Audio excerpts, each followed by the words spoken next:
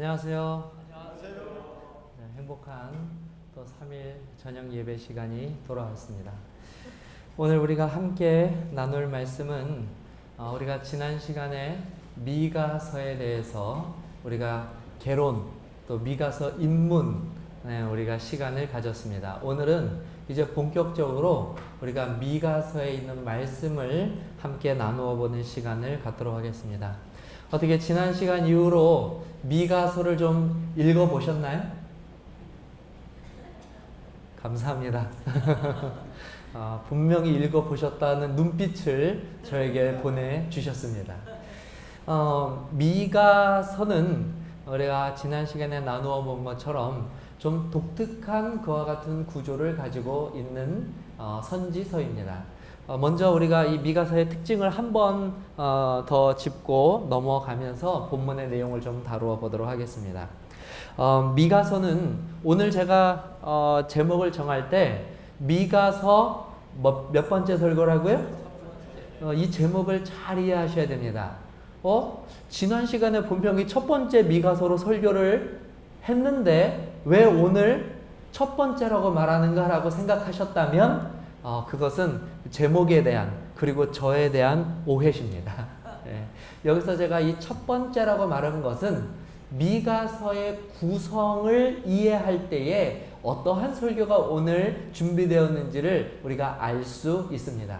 혹시 기억하실지 모르지만 미가서는요 총 3편의 설교로 구성되어 있는 선지서입니다. 몇 편의 설교라고요? 3편. 그래서 첫 번째 설교가 1장에 등장하고요. 그리고 두 번째 설교가 3장에 등장하고요. 그리고 세 번째 설교가 6장에 등장합니다. 그래서 1장 그리고 3장, 6장으로부터 시작하는 3편의 설교의 모음, 그것이 무엇입니까? 미가서입니다. 그래서 오늘 저는 미가서 첫 번째 설교라고 제가 오늘 제목을 정한 것은 제가 미가서에 대해서 첫 번째 설교하겠다는 뜻이 아니라 미가서 1장과 2장에 등장하는 그 첫 번째 설교의 내용을 가지고 오늘 우리가 함께 은혜를 받겠다는 의미의 제목입니다. 이해가 되셨나요? 예. 자, 사실 저는 이런 설교를 하는 것을 참 좋아하는데요. 이렇게 설교를 하면 많은 분들이 좀 힘들어 하셔요. 그래서 처음에만 간략하게 넣습니다. 자, 미가서의 구성을 다시 한번 좀 말씀을 드릴게요. 어떻게 되어 있다고요? 네, 미가서는 3편의 설교로 구성되어 있는 선지서입니다. 아직은 힘들어 하시는 모습이 별로 안 보여서 조금 더 이 구성의 한 부분을 더 좀 말씀을 드리면요.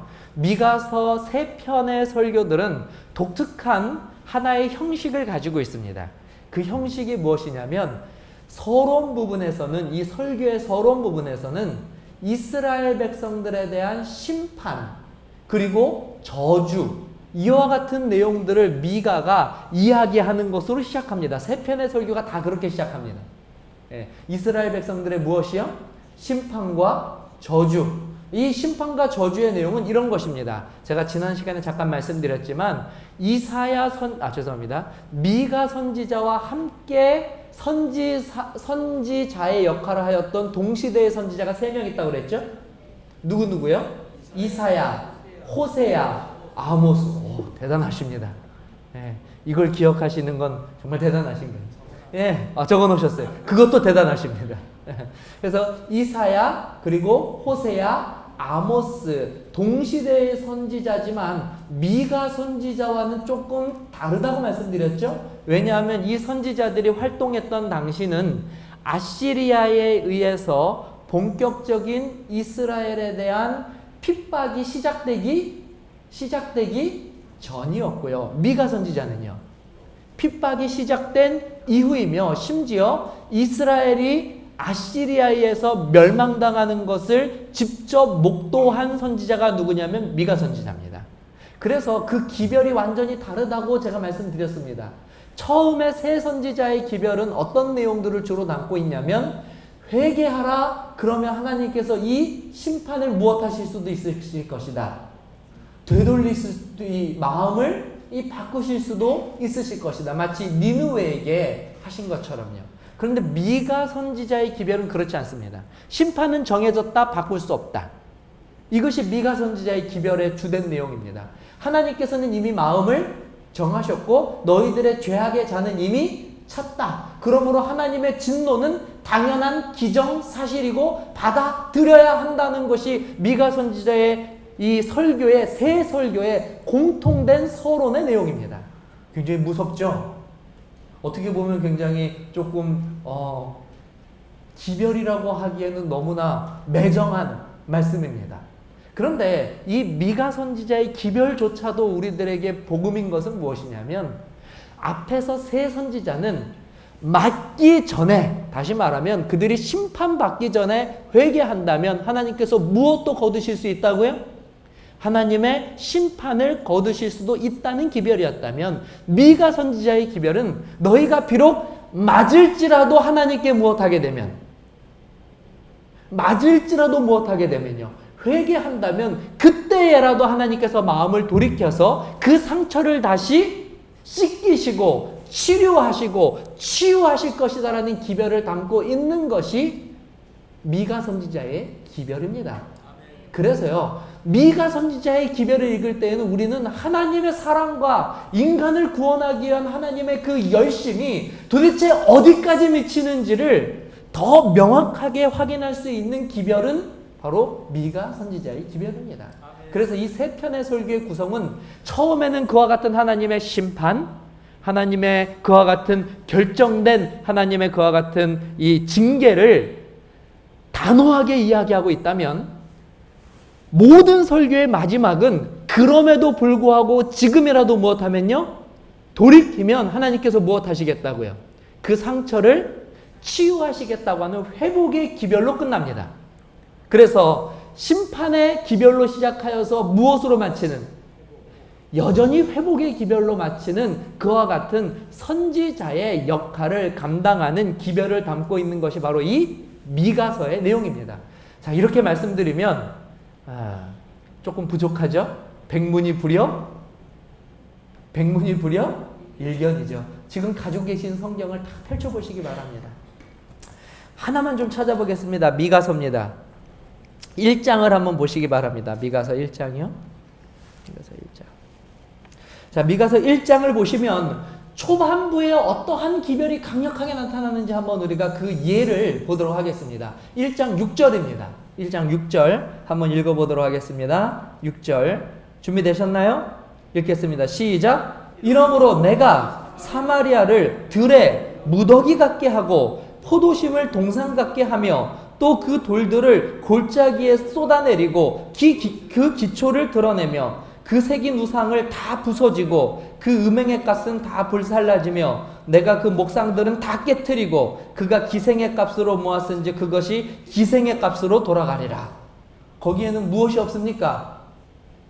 무엇이 없어요? 하나님께서 이미 결정하신 심판의 내용만이 들어있지 이 심판을 피하라는 기별은 없습니다. 그들은 그들의 죄의 값으로 인해 이처럼 무너질 것이고 이처럼 황폐해질 것이로 이처럼 망하게 될 것이라고 선지자는 분명하게 말하고 있어요. 그렇죠. 자, 거기서 좀 오해하지 않으실 구절이 무엇이 나옵니까? 돌 무더기 같게 하고 그 다음에 무엇이 나와요? 거기서 읽어보니까요, 돌 무더기 같게 하고 6절에요. 포도심을 동산같이 하니까 갑자기 좀 이미지가 좀 이상해지죠? 분명히 하나님의 심판인데 포도심을 동산이라고 그러면은 좋은 이미지입니까? 나쁜 이미지입니까? 그렇죠. 근데 사실 이 말씀은요, 철저한 하나님의 심판을 비유적으로 말한 것입니다. 다시 말하면 돌 무더기는 무엇이냐면 농사 지을 때 이 밭에서 나오는 돌들 있죠? 그런 것들을 캐서 한 군데에다가 쌓아 놓습니다. 그 돌 무더기를 말하는데요, 얼마나 황폐한 의미 없는 무더기입니까? 이스라엘이라고 하는 나라가 하나님의 은혜로 영화로운 성과 하나님의 영광을 나타내는 부귀영화를 누렸는데 그 성이 어떻게 변한다고요? 하나님의 심판으로 쓸모없는 돌무더기가 되게 된다는 것이에요. 근데 그 돌무더기조차도 그 흔적조차 알 수 없게 그 위에 무엇이 자란다는 것입니까? 포도가 자라서 말이죠. 언제 이런 곳이 있었냐 싶을 정도로 말이죠. 그 흔적조차도 없이 완전히 철저하게 망하게 될 것을 의미하는 것이 포도밭처럼 된다는 뜻이에요. 그러니까 포도라는 이미지가 굉장히 좋은 이미지라 하나님께서 복을 주시는 이미지가 아닐까 생각하셨다면 전혀 반대의 이미지라는 것을 이해하셔야 됩니다. 이처럼 하나님의 심판은 분명하게 이스라엘 백성들의 죄악을 향하여 내려지고 있는 것이 미가 선지자의 설교의 무슨 부분이요? 설교의 서론 부분이었다면 마지막 부분은 어떻게 끝난다고요? 그럼에도 불구하고 그들이 하나님께로 돌아오면 무엇 되겠다? 회복되겠다라는 기별을 가지고 있습니다. 찾아보겠습니다. 첫 번째 설교의 마지막이 2장 마지막 절입니다. 2장 마지막 절. 12절 13절 한번 읽어보겠습니다. 그렇게 단호한 심판의 결과는 무엇일까? 12절 13절입니다. 읽겠습니다. 시작. 야곱아, 내가 반드시 너희 무리를 다 모으며 내가 반드시 이스라엘의 남은 자를 모으고 그들을 한 처소에 두기를 보스라의 양떼같이 하며 초장의 양떼같이 하리니 사람들이 크게 떠들 것이며 길을 여는 자가 그들 앞에 올라가고 그들은 길을 열어 성문에 이르러서는 그리로 나갈 것이며 그들의 왕이 앞서가며 여호와께서는 선두로 가시리라. 네. 무엇을 담고 있는지 이제 그 구성이 어떻게 되어 있는지 확인해 보시니까 더욱더 와 닿으시죠? 이런 구성을 담고 있는 몇 편의 설교요? 3편의 설교로 이루어진 것이 바로 이 미가의 기별입니다. 오늘 우리는 그 설교들을 한 편씩 앞으로 살펴보도록 하겠습니다. 첫 번째로 이 미가의 3편의 설교는 한 가지 반복되는 문장, 아주 특별한 문장으로 이 세 설교가 동일하게 시작하고 있습니다. 한번 우리가 미가서 1장 1절에 있는 말씀을 한번 좀 보도록 하겠습니다. 미가서 1장 1절은 인사고요. 1장 2절에 있는 말씀을 읽도록 하겠습니다. 2절입니다. 읽어보겠습니다. 시작. 백성들아 너희는 다 무엇 할지라고요? 들을지어다. 우리 3장 1절 말씀도 한번 볼까요? 3장 1절 읽겠습니다. 3장 1절 읽겠습니다. 시작. 내가 또 이르노니 야곱의 우두머리들과 이스라엘 족속의 통치자들아 들으라. 정의를 아는 것이 너희의 본분이 아니냐. 6장 1절도 한번 읽어보도록 하겠습니다. 6장 1절입니다. 함께 읽겠습니다. 시작. 너희는 여호와의 말씀을 들을지어다. 자, 이 세 설교의 시작 부분을 우리가 지금 읽었는데요. 공통된 문장이 하나가 나옵니다. 발견하셨나요? 무엇이죠? 들으라라고 하는 단어로 쓰여 있습니다. 들으라, 들으라. 그래서 오늘 설교의 제목은 무엇이라고요? 들으라입니다. 도대체 하나님께서는 이 이스라엘 백성들, 지금 심판받는 이스라엘 백성들에게 어떠한 의도로 들으라고 하는 말씀을 3번이나 강조하면서 말씀하기를 원하시는지 오늘 그 의미를 찾는 시간을 가져보도록 하겠습니다. 미가는 오늘 하나님의 심판에 대해서 언급하고 있습니다. 하나님의 심판에 대해서 언급할 때에 오늘 우리가 좀 주목하여 볼 하나님의 심판의 모습이 1장 2절부터 등장합니다. 한번 말씀을 주의 깊게 살펴보도록 하겠습니다. 1장 2절이요. 한번 제가 읽겠습니다. 한번 눈으로 따라 읽어보시기 바랍니다. 백성들아 너희는 다 들을지어다. 땅과 거기 있는 모든 것들아 자세히 들을지어다. 주 여호와께서 너희에 대하여 증언하시되 곧 주께서 함께 읽겠습니다. 시작. 성전에서 그리 하실 것이니라. 여호와께서 그의 처소에서 무엇 하시고요? 다시요. 그의 처소에서 나오시고. 자, 오늘 이 미가서 2장은 우리들에게 한 가지 상상력을 발휘하게 하는데요. 그것은 지금 하나님께서 이스라엘 백성의 죄악이 가득 찼기 때문에 그 죄악을 지금 무엇 하시기를 원하십니까? 징계하시고 심판하기를 원하시죠? 그런데 그 심판하시고 징계하시기를 원하시는 분이 지금 어디에서 일어서시고 어디에서 나오신다고 말씀하고 계십니까? 어디에서요? 처소가 어디입니까? 그 처소의 힌트가 2절에 등장합니다. 맞습니다. 다시 말하면 지금 여호와께서 이스라엘 백성을 심판하시기 위하여 성소에서 일어나시고 성소에서 무엇하고 계십니까? 성소에서 나오시고 계셔요. 그래서 심판하는 그 일은 어디에서 나올 때 이루어진다고요? 우리 재림교인들이라면 반드시 알아야 할 아주 중요한 주제입니다. 심판하시기 위해서는 어디에서 나오셔야 된다고요? 성소에서 나오십니다.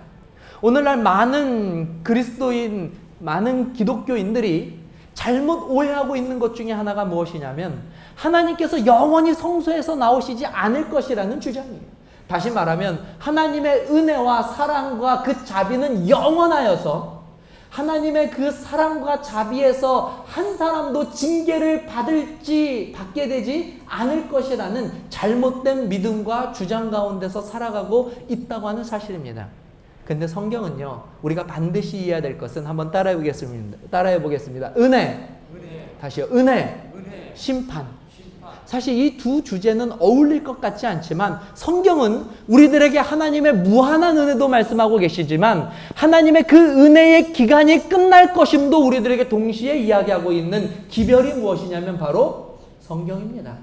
그러므로 우리가 마음 놓고 하나님의 은혜가 영원할 것이다라고 하는 잘못된 그리고 아니란 생각을 가지고 살아가게 된다면 하나님께서 그 성소에서 나오실 때에 우리는 크게 당황하게 될 것이고 하나님께서 성소에게 나오시는 그 사건을 통하여 아직 우리가 온전히 회개하지 못한 우리의 잘못된 신앙의 모습을 통하여 크게 후회하게 될 것이라는 것을 오늘 우리는 반드시 지혜롭게 알아야만 한다는 사실입니다.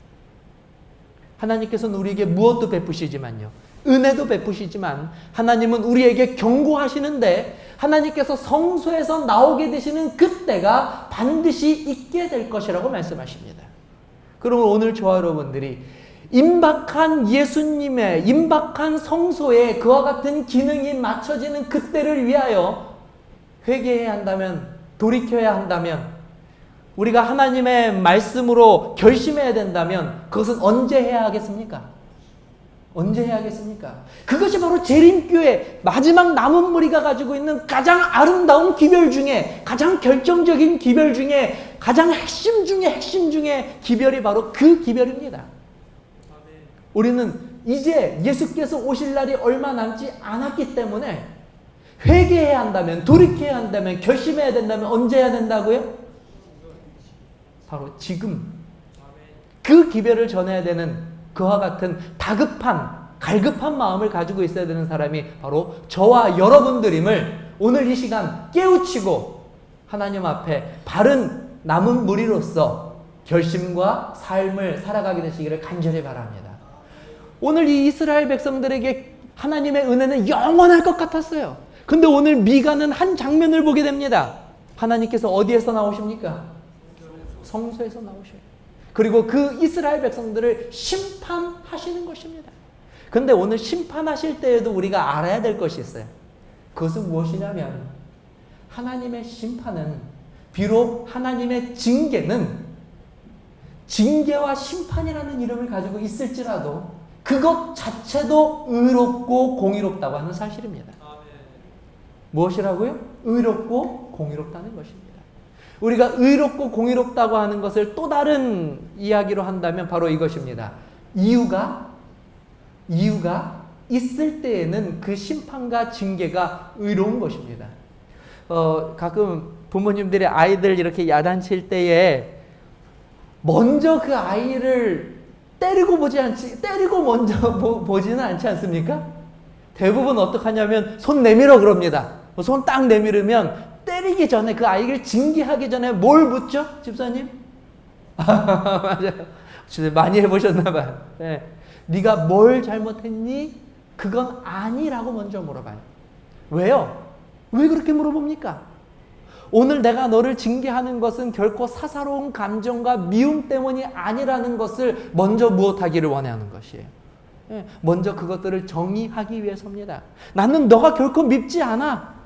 나는 너를 지금 하는 것은 내 사사로운 감정이나 내가 오늘 밖에서 뭔가 불편한 일이 있어서 화를 풀기 위해서 하는 것이 아니야 라는 것을 이야기하는 것입니다. 그럼 아이가 고민하겠죠. 내가 왜, 무엇 때문에. 그래서 모를 때에는 이야기해 주죠. 오늘 엄마가 너에게 이러한 것을 이야기하였는데 너는 오늘 이러한 큰 실수를 하였지? 그래서 지금까지 몇 차례 경고가 있었고 마지막에 엄마가 이야기하기를 한 번 더 이런 일이 있을 때에는 네가 혼날 것이라고 이야기했던 거 기억하지? 너는 네가 결정한 것에 대해서 너의 선택에 따라서 오늘 이 결과를 가져오게 된 것이야.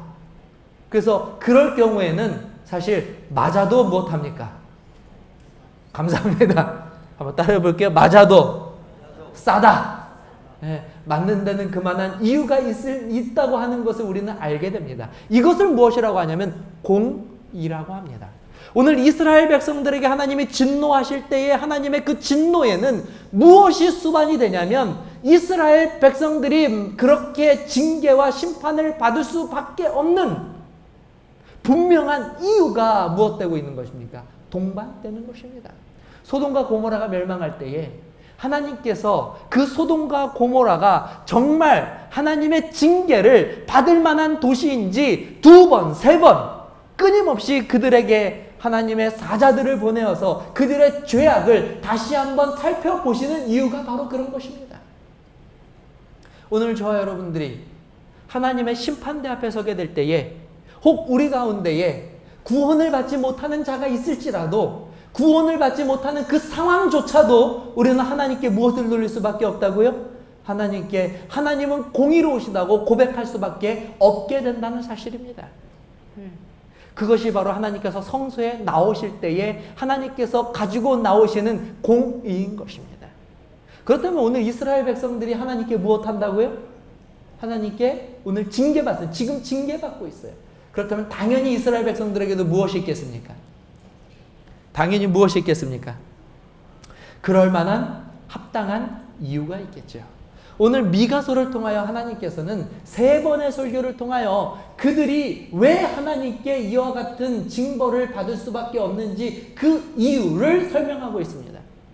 자, 제가 한번 여쭤볼까요? 오늘 우리는 이스라엘 백성처럼 하나님의 징계를 받았습니까? 받지 않았습니까? 받지 않았죠. 아직 우리는 어디 안에 있습니까? 하나님의 은혜 안에 있죠?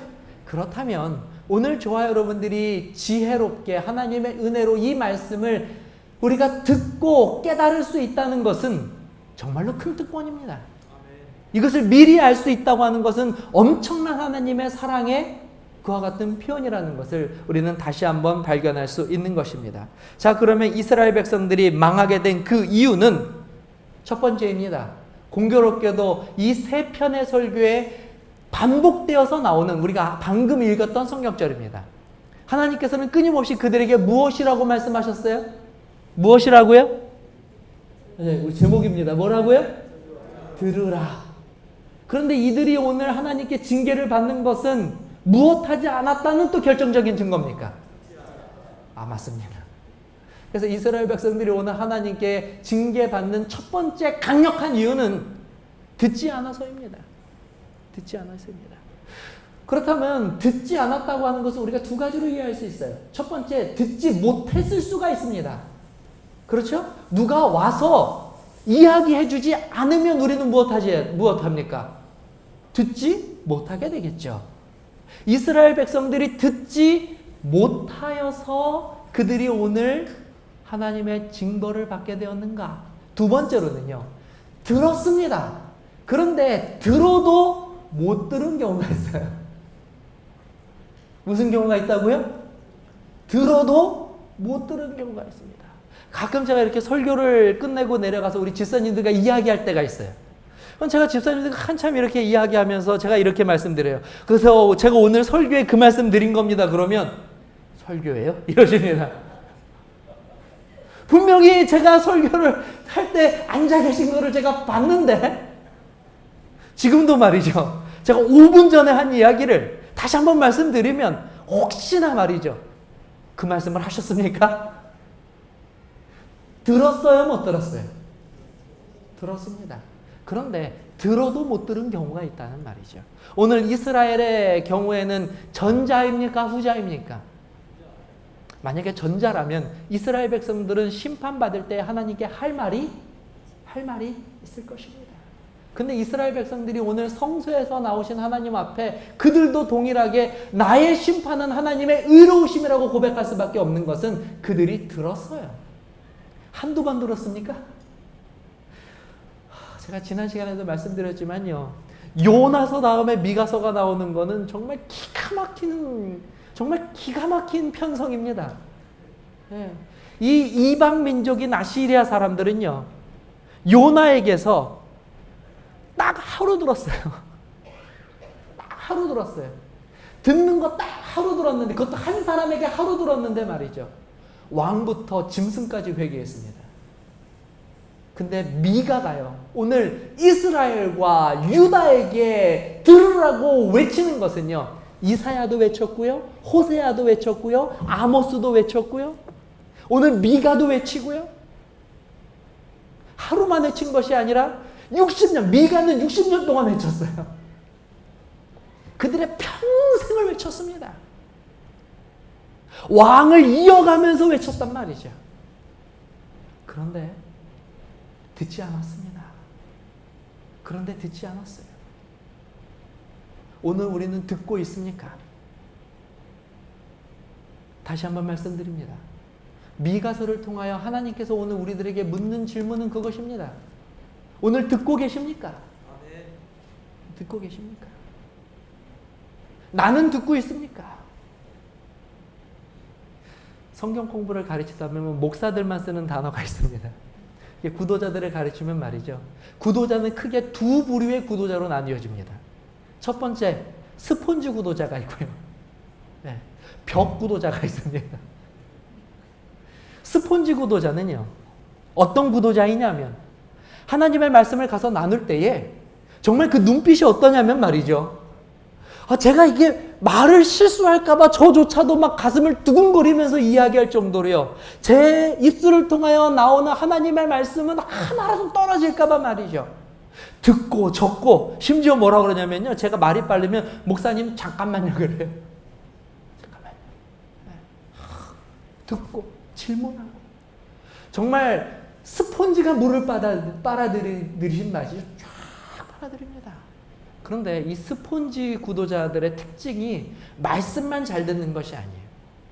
스폰지 구도자들의 정말 특별한 이 특징은 무엇이냐면요.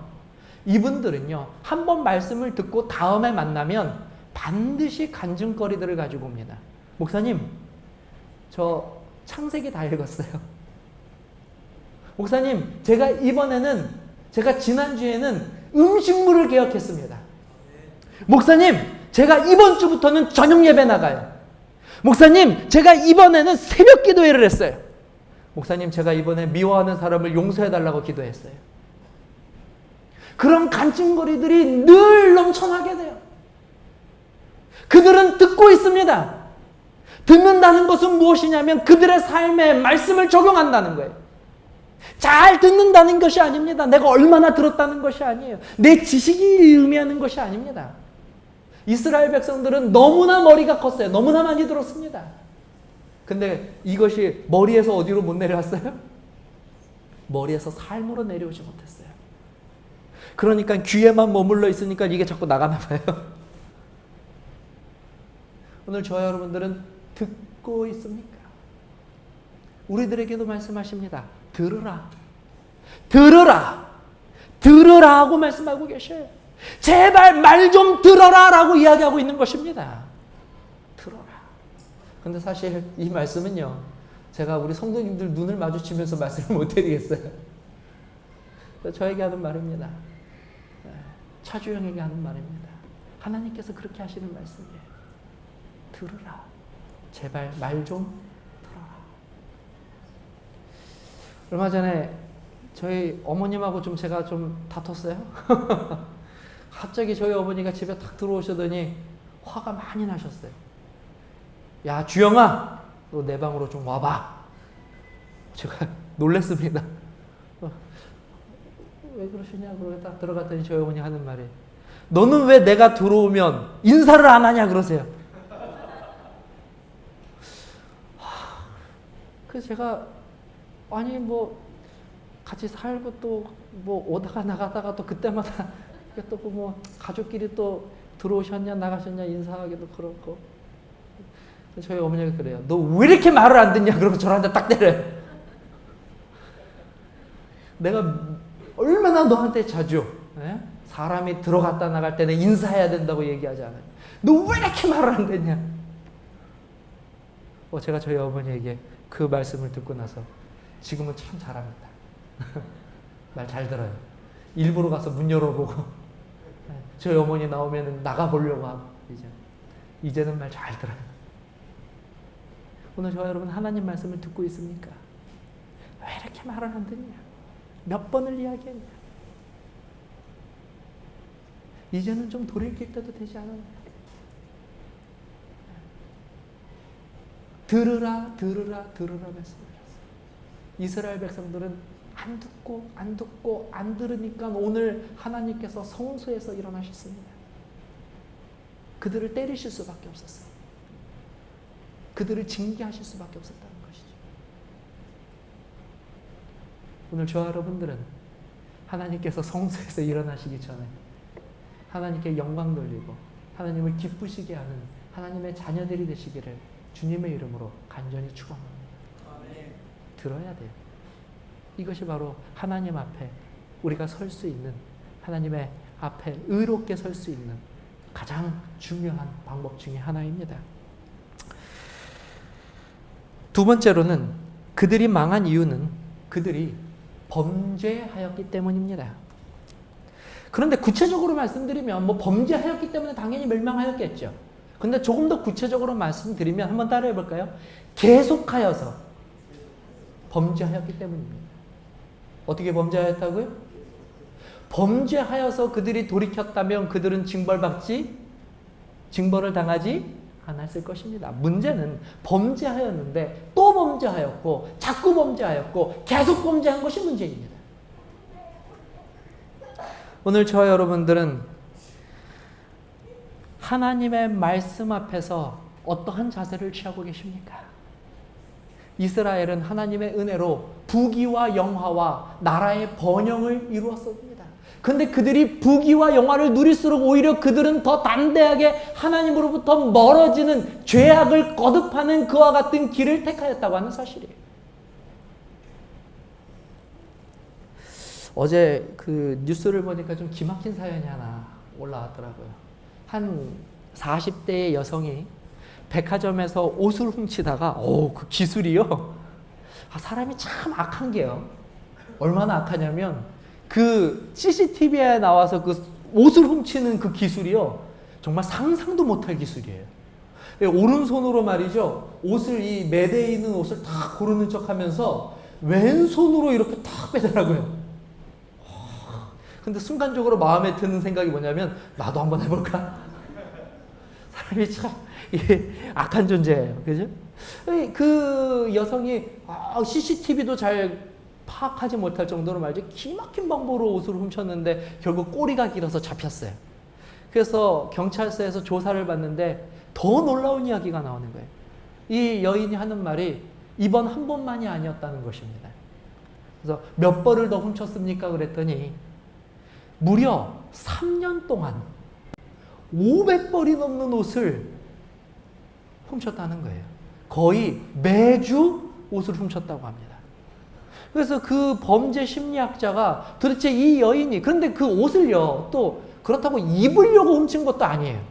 경찰에 가서 조사해 보니까 아직 비닐도 택도 떼지 않은 옷들이 그냥 그대로 있어요. 3년 동안. 그래서 범죄 심리학자가 그것을 왜 이렇게 되었는지 가서 물어보니 하는 말이, 한번 그것을 가서 이 옷을 훔쳐가지고 말이죠. 옷을 훔쳐가지고 죄책감이 드니까 이 죄책감이 들면은 빨리 회개하고 용서를 구해야 되는데 그렇게 하지 못하고 이 죄책감을 해결하기 위해서 가서 또 한 번 범죄를 짓는 범죄 심리가 있다는 거예요. 그래서 죄를 지을 때마다 더 무엇을 짓고 싶은 마음이요. 더 죄를 지어서 그가 가졌었던 그 죄의 쾌감을 끝까지 유지하고 싶어했던 그 마음. 그래서 결국 몇 년 동안이요? 입지도 않는 옷을 3년 동안 무려 500벌이나 훔치는 그와 같은 죄악을 저질렀다는 것이죠. 오늘 저와 여러분들은 어디에 머물러 있습니까? 이스라엘 백성들은요, 회개하라는 끊임없는 하나님의 말씀에 그들이 거할 장소를 어디에 택했냐면 죄악을 거듭하는 그 자리에 그들을 두었습니다. 그래서 그들이 무엇한 거냐면, 그래서 그들이 망한 거예요. 그래서 그들이 망한 것입니다. 죄는 다시 한번 말씀드리지만, 죄는 죄를 부르는 힘이 있습니다. 죄는 죄를 부르는 힘이 있어요. 그래서 오늘 우리가 하나님의 말씀으로 죄를 끊고자 한다면 지금 끊어야 합니다. 뒤돌아보아서는 안 됩니다. 그것에 마음을 두어서는 안 돼요. 단호하게 끊어내야 합니다. 제가 한 분의 간증을 들었는데 이게 되게 좀 재밌는 간증인데요. 이분이 재림교인이 되고 나서 갈등이 생겼다고 합니다. 무슨 갈등이 생겼냐면 오징어를 너무 좋아하셨대요. 제가 이번에 울릉도 갔는데 울릉도에 가니까 막 오징어가 어마어마하게 많더라고요. 제가 과거에 오징어 없으면 또 못 사는 그런 삶이 있어서 울릉도에서 그 오징어의 유혹이 대단하더라고요. 그러니까 죄를요. 그러니까 이 죄는요. 한번 이렇게 경험하게 되면 이게 참 수십 년이 지나도 이게 참 빼내기가 힘들어요. 근데 그 죄를 무엇하면요. 거듭해서 반복하면 이번 한 번만이라고 하는 마귀의 달콤한 유혹은요, 우리들을 더욱더 강력한 마귀의 그와 같은 올무에 감쌀 뿐입니다. 이분이 오징어를 끊지 못하니까 하루는 고민하다가 어떤 결정을 내렸냐면, 같이 친애받은 분 한 분을 데려다가 이렇게 얘기했대요. 너도 오징어 못 끊지? 나도 오징어 못 끊는데 우리가 계속해서 이거 먹으면 안 되지 않느냐? 오늘 우리가 죽을 때까지 먹자. 그리고 나서 내일부터 무엇하지 말자. 내일부터 먹지 말자. 그래서 두 분이 가지고 있는 돈을 다 떨어서 정말 오징어를 산더미처럼 샀답니다. 그리고 앉아가지고 정말 오징어가 죽나 내가 죽나 그날 아주 오징어하고 씨름을 해가지고 짠뜩 드시고 그 다음에부터 이제 오징어를 딱 끊었다 그래요. 지혜로운 일입니까? 지혜롭지 않은 일입니까? 저는 하나님의 은혜로 그 이후로 딱 끊었다고 하는 것에 대해서는 참 감사한데요. 참 위험한 일이었습니다. 위험한 일이에요. 무엇인가 끊기 위해서 더 큰 자극과 더 강력한 맛을 보게 된다면 이것은 얼마나 안타까운 일이 되겠습니까? 우리는 가끔 그런 생각을 해요. 이번 한탕만 무엇하고요? 이번 한탕만 제대로 하고 그 다음부터는 하나님 말씀대로 살리라. 마귀가 하는 가장 강력하고도 어리석은 유혹입니다. 한탕하면은요, 그 재미에 빠져서 더욱더 마귀의 유혹에 깊이 빠져들게 됩니다. 죄는 죄를 부릅니다. 죄는 더욱더 강력하게 우리를 올가맵니다. 누군가를 미워하는 마음이 들 때 가장 바르고 현명하고 신속한 방법은 미워하는 마음이 들려고 할 때에 용서하는 것이에요.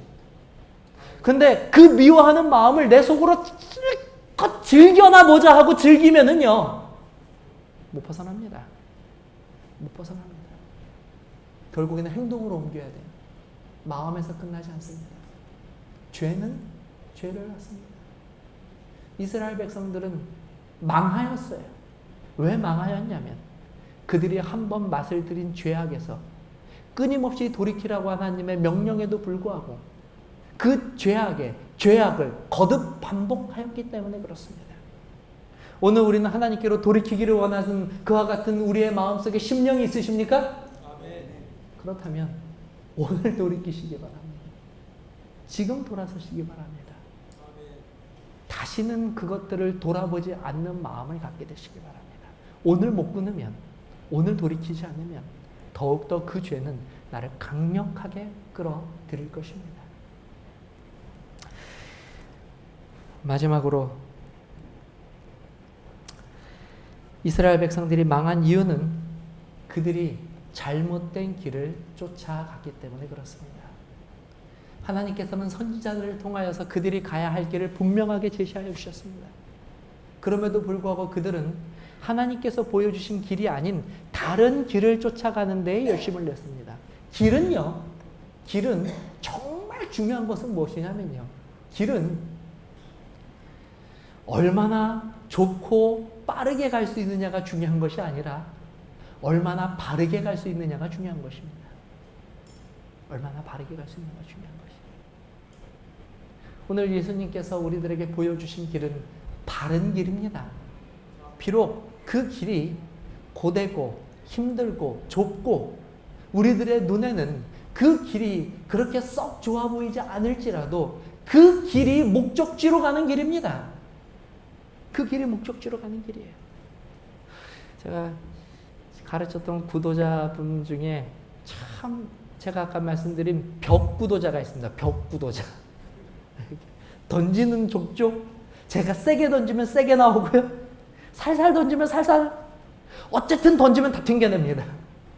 그분이 하는 아주 단골 말이 무엇이냐면 교회 너무 열심히 다니면 안 됩니다.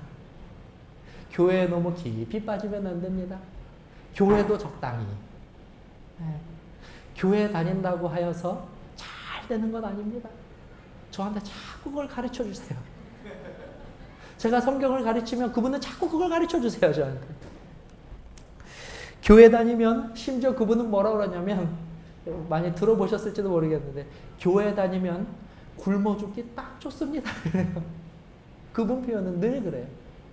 그래서 그분은 교회와 세상 가운데에서 늘 세상의 삶과 세상의 것들을 추구해요. 성경 공부는 하지만 늘 제가 던지는 족족 튕겨냅니다.